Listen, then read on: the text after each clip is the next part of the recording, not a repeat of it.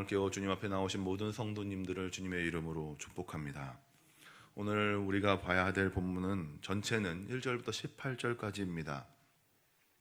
모든 부분이 대조를 이루면서 악인과 의인, 그리고 지혜로운 자와 악인, 정직한 자와 악인 등 선한 것과 악한 것을 나눠서 그에 따른 모습이 어떻게 다른지 이야기해주고 있습니다. 저희는 특별히 1절부터 4절을 통해 나와 있는 혀와 입을 통해 나오는 말에 대한 대조를 보려고 합니다. 먼저 1절입니다. 유순한 대답은 분노를 쉬게 하여도 과격한 말은 노를 격동하느니라 라고 말합니다. 누구로부터 무시하는 말이나 비아냥거리는 말, 자존심을 흔드는 말이나 분노를 일으킬 만한 그 이야기에, 그 말을 듣게 되었을 때 유순하게 답하라고 이야기하는 것이죠. 여기 계신 성도님들은 어떠십니까? 누군가가 무시하는 말이나 자존심을 흔드는 말, 분에 차서 화를 내며 말하는 말에 어떻게 반응하십니까? 솔직히 저는 목사임에도 불구하고 아직까지도 참는 것이 쉽지만은 않습니다. 예전보다는 많이 다스리고 있다 하지만 아직까지 표정 관리도 잘 안 되고요. 또한 심한 말로 되받아치기도 하는 모습을 보면서 아직 정말 한참 멀었구나라는 생각이 들기도 합니다. 근데 이것이 저만의 일은 아닌 것 같아요. 요즘 드라마 중에 모범택시라는 드라마가 인기라고 합니다. 이 드라마가 어떤 드라마냐면 법의 테두리 안에서 범죄자를 완벽하게 징계하지 못하니까 그 사람들이 함께 모여가지고 감정 그대로 복수해주는 드라마라는 거예요. 사람들이 이 드라마를 보면서 대리만족하며 매우 좋아하는 모습을 볼 때 사람들 마음속에 아직도 많은 사람들이 자신이 당한 그 고통을 상대방도 동일하게 받아야지 속이 시원하다라는 그 생각이 깔려 있다는 생각을 해봅니다. 그런데 오늘 잠언의 말씀에서는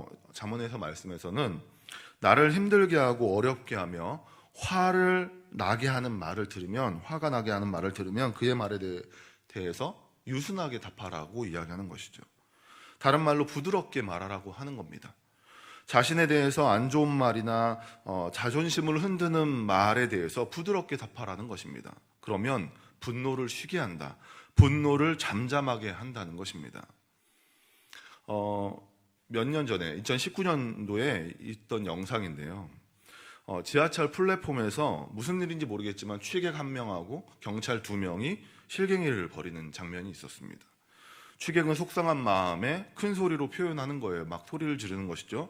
경찰은 경찰로서의 임무를 다하기 위해서 그 사람을 제재했습니다. 그렇게 실갱이가 깊어져 갈수록 정말 일이 풀리는 것이 아니라 계속해서 일이 더 쌓이는 겁니다. 그때 의자에 앉아있던 한 청년이 취객에게 다가가기 시작합니다. 그리고 그를 끌어안아요. 갑자기 그를 끌어안고 토닥여 주었습니다. 그때 취객이 눈물을 흘리면서 자신의 마음을 추스리는 장면이 영상에 나왔던 적이 있었습니다. 자, 이 영상이 업로드되고 나서 많은 사람들이 보고 이런 생각을 했습니다. 분노와 화를 누그러뜨리는 것이 공권력이나 또 다른 화가 아니라 부드러움이라는 것을 많은 사람들이 알게 되었습니다. 이와 같이 우리는 우리의 화를 표출하는 것이 상대방에게 큰 영향력을 줄 거라고 생각하지만 분노에 분노로 답하는 것은 화를 키울 뿐이다 라고 이야기하는 것이죠. 오히려 분노에 부드러움으로 답변하면 분노는 사그러지고 부드러움만 남게 된다라고 말하는 것이죠.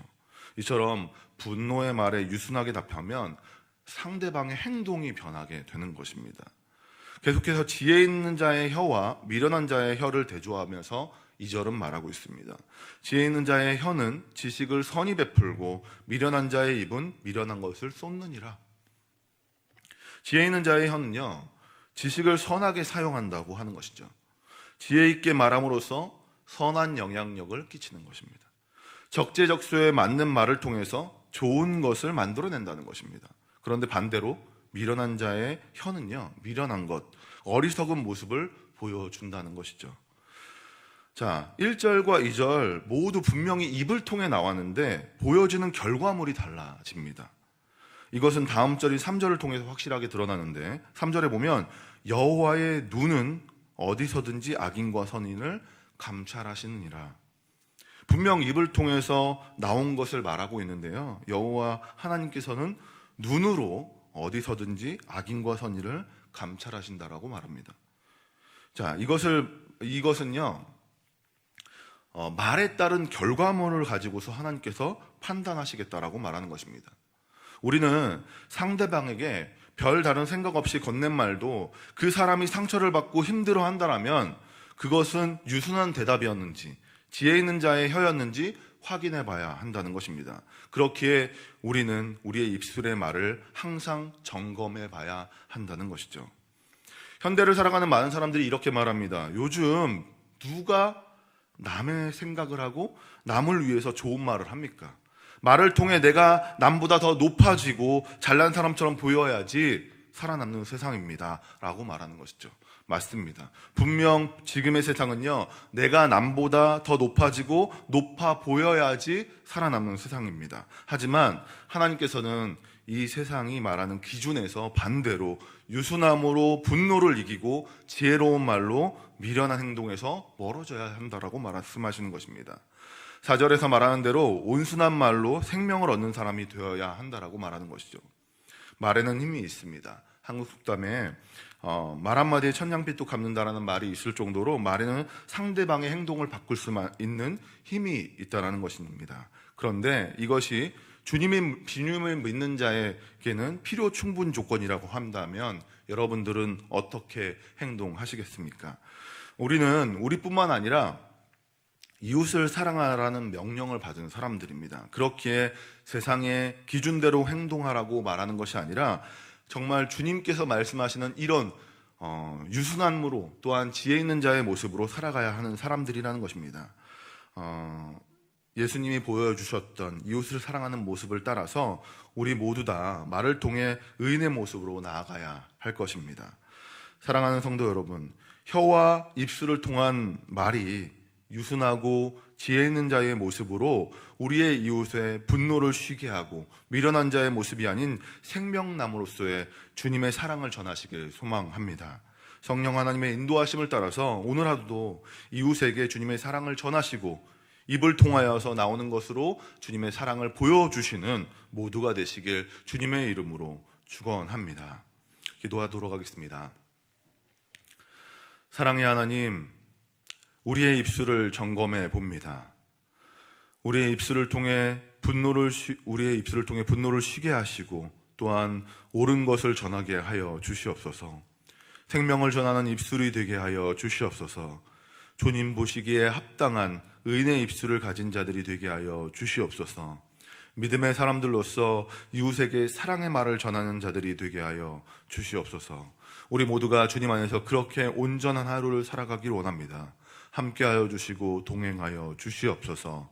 이 시간 감사하는 마음을 담아서 주님께 예물 드렸습니다. 1,000번째 드렸습니다. 마음의 고백을 들어주시고 응답하여 주심으로 주님의 신실하심을 우리 가운데 보여주시옵소서. 이 시간 계속해서 우리 오늘 말씀을 기억하시면서 또한 자신과 가정과 교회와 나라와 열방을 위해서 이 시간 주여 한번 부르짖고 함께 기도하는 시간 갖도록 하겠습니다. 주여.